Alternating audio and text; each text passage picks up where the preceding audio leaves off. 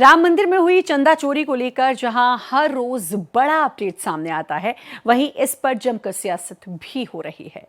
जांच कर रही एसआईटी को 15 दिनों का एक्सटेंशन दिया गया है, तो वहीं इस मुद्दे पर लखनऊ, सहारनपुर से लेकर दिल्ली तक राजनीतिक पारा चढ़ा हुआ है।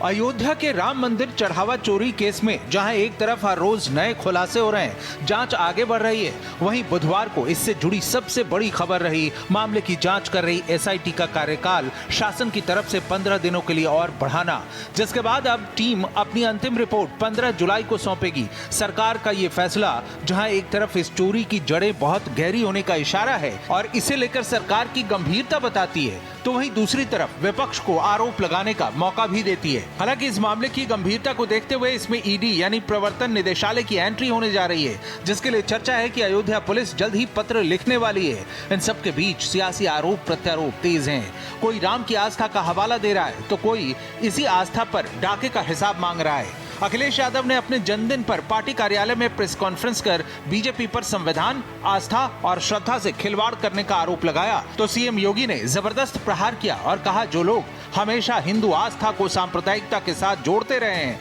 आज वो भला किस मुंह से आस्था की बात करते हैं। जो जनता ने वोट से संविधान बचा लिया था, अब बीजेपी सांसदों को तोड़ करके संविधान बदलना चाहती है। और ये बड़ा सवाल है। और यूं तो हम कहें कि मर्यादा का पहला नाम तो पहला भगवान प्रभु श्री राम है और दूसरा नाम मर्यादा का संविधान है, और भारतीय जनता पार्टी तो दोनों को दगा दे रही है। ये वे लोग हैं जो कहते थे कि अयोध्या में परंदा भी पर नहीं मार सकता। लाखों राम भक्त पहुंच गया था कार सेवक के रूप में अयोध्या धाम में। जो लोग जय श्री राम के कहने पर लाठी चलाते थे और राम मंदिर के लिए कार सेवा करने आए वे राम भक्तों पर गोलियां चलाते थे, आज वे कहते हैं कि आस्था के साथ खिलवाड़ हो रहा है। ये आस्था के साथ खिलवाड़ नहीं, जो अपराधी होगा उसके खिलाफ कठोरता पूर्वक कार्रवाई होगी, लेकिन हिंदू आस्था के साथ किसी को खिलवाड़ करने के लिए छूट नहीं देंगे।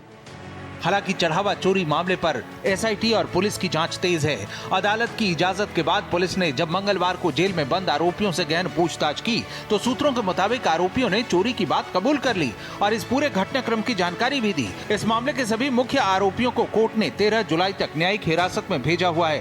हालांकि आरोपियों से पूछताछ में जो कुछ बताया गया वो बेहद चौंकाने वाला है। आरोपियों ने बताया कि वे चोरी की गई नकदी की गड्डियों को सुरक्षा एजेंसियों और सीसीटीवी की कैमरों से बचाने के लिए पहले कैंपस के वॉशरूम में छिपाते थे और फिर मौका पाकर बाहर ले जाते थे।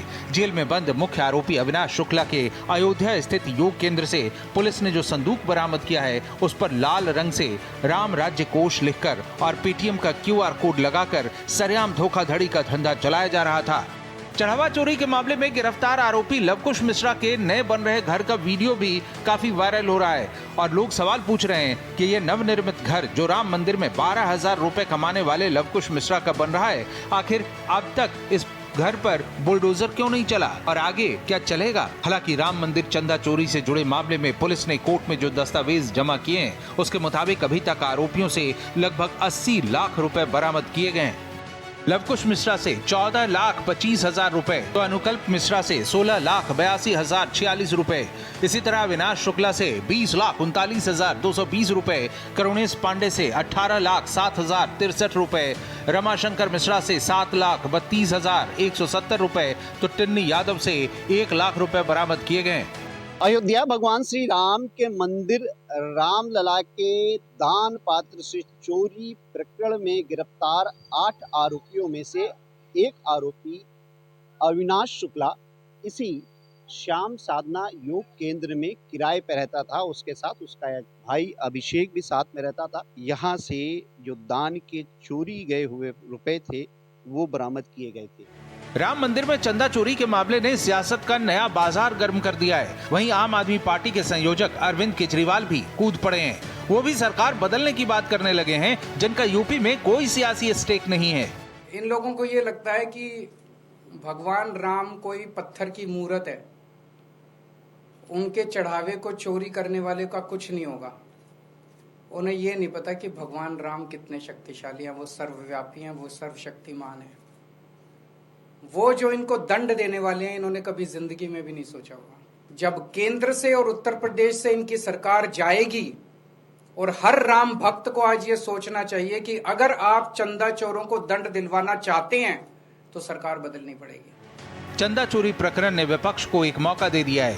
यही वजह है कि अखिलेश यादव लगातार प्रहार कर रहे हैं, जबकि सीएम योगी यूपी में पहले के शासन और उनके तौर तरीकों को लेकर जवाबी प्रहार कर रहे हैं। ये सामाजिक न्याय के राज की स्थापना की लड़ाई बहुत बड़ी है।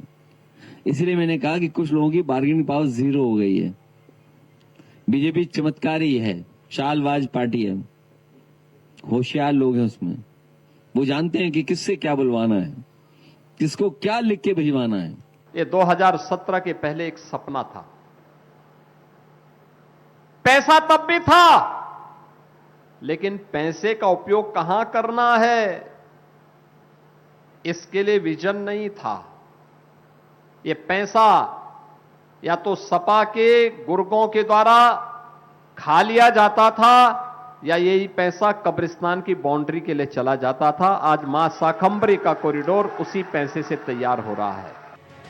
हालांकि आरोप प्रत्यारोप के बीच राम मंदिर चढ़ावा केस सामने आने के बाद मंदिर परिसर की काउंटिंग व्यवस्था में आमूल चूल बदलाव किया गया है, जहां पूरी प्रक्रिया न सिर्फ सीसीटीवी कैमरे के दायरे में है, बल्कि इस पर नजर रखने के लिए 12 और कर्मचारियों को लगाया गया है। काउंटिंग रूम में एंट्री और एग्जिट करने वाले हर कर्मचारी की कई स्तरों पर तलाशी ली जा रही है। अयोध्या से संवाददाता मनमीत गुप्ता के साथ ब्यूरो रिपोर्ट, भारत एक्सप्रेस।